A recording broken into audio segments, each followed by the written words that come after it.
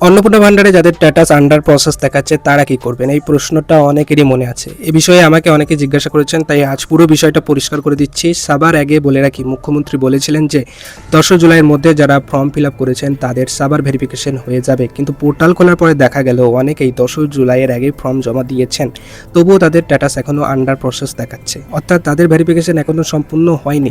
যদি ভেরিফিকেশন সম্পূর্ণ না হয় তাহলে সাধারণত রিজেক্টেড, অ্যাপ্রুভ বা অন্য কোনো তথ্যের দেখানো কথা উচিত, কিন্তু আন্ডার প্রসেস দেখাচ্ছে মানে কি? আজ 20 তারিখ হয়ে গেলেও অনেকেরই একই অবস্থা। এতে বোঝা যাচ্ছে যে যে গাইডলাইন বলা হয়েছিল সেই অনুযায়ী বাস্তবে কিন্তু কাজ হচ্ছে না, কারণ গ্রাউন্ড লেভেলে যারা কাজ করছেন তারা অনেক ক্ষেত্রে পরিষ্কার নির্দেশনা পাননি। বিশেষ করে ওই যে 3টে ঘরের যে ব্যাপারটা, সেটা সঠিক উত্তর কিন্তু কারো কাছেই নেই। এবার প্রশ্ন হলো, যাদের স্ট্যাটাস এখনও আন্ডার প্রসেস তারা কি করবেন? আপাতত আপনাদেরকে কিচ্ছু করার দরকার নেই, কোথাও দৌড়াদৌড়ি করার প্রয়োজন নেই।